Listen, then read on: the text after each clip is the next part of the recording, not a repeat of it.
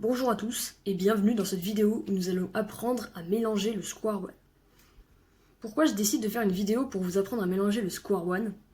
Tout simplement parce que c'est un event assez populaire quand même, mais que peu de gens savent mélanger.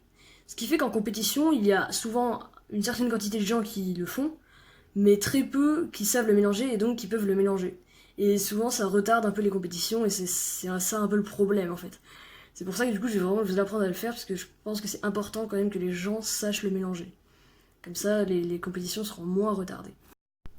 Alors du coup il faut comprendre qu'au Square One il y a deux types de mouvements. Il va y avoir le mouvement de la tranche du milieu, enfin plutôt le mouvement central on va dire, qui va vraiment être très classique.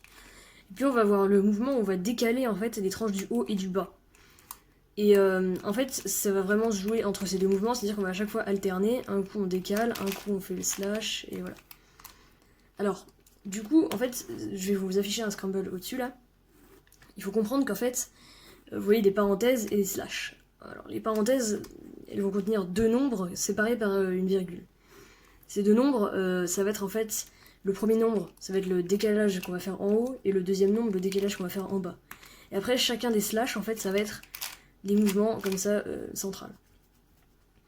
Du coup, on va commencer. En fait, le nombre qui est affiché, le 4 pour le premier mouvement, en fait, c'est assez particulier. On va compter en fait un nombre d'arêtes à décaler, sachant qu'un angle vaut deux arêtes. Donc on fait une arête décalée, 2, 3, 4. Vous voyez? Et en bas, on a 0. Donc on ne va absolument pas toucher au bas. On fait le slash. En haut, on va avoir un moins 4. Alors pourquoi un moins 4? En fait, c'est un peu comme si on avait mis un 4', c'est-à-dire qu'on va le faire dans le sens inverse des aiguilles d'une montre. Donc, moins 1, moins 2, moins 3, moins 4. Et en bas, nous avons un moins 1. Voilà. Slash.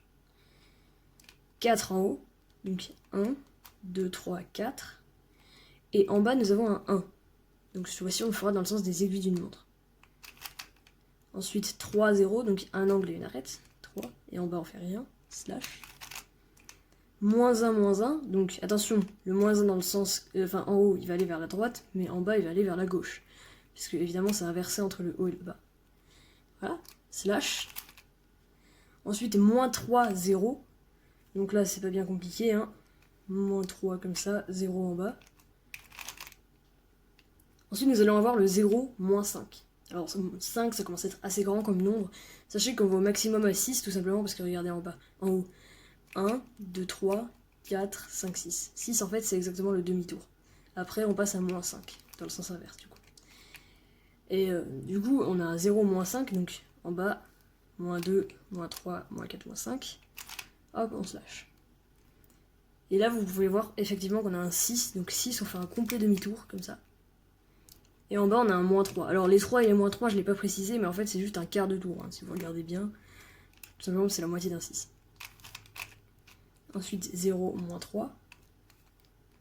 Donc en bas. Moins 4, moins 2. Donc en haut, moins 4. 1, 2, 3, 4. Et en bas, moins 2. Donc il y a un angle, ça vaut 2. Hop. Ensuite, moins 2, 0. Bah, tout simplement, on a l'angle ici. Donc on va le décaler comme ça. Et puis slash. Et cette fois-ci, on termine avec un 6, 0. Donc 6. Hop. 0, slash. Parce qu'effectivement, il y a un slash à la fin. Faites attention, des fois, il n'y aura peut-être pas le slash à la fin, des fois, il y aura peut-être au début, mais ça ne change rien. Enfin, dans tous les cas, enfin, si, ça change, justement. Vous faites le slash s'il y est, vous ne le faites pas s'il n'y est pas, évidemment. Voilà, c'est à peu près tout ce que je pouvais dire dans cette vidéo. Essayez un minimum de vous entraîner à le faire, comme ça, en compétition, si jamais on appelle des mélangeurs pour le Square One, et ben vous pourrez aider et accélérer un peu le rythme. Allez, donc salut à tous, on se retrouve dans une prochaine vidéo. Au revoir.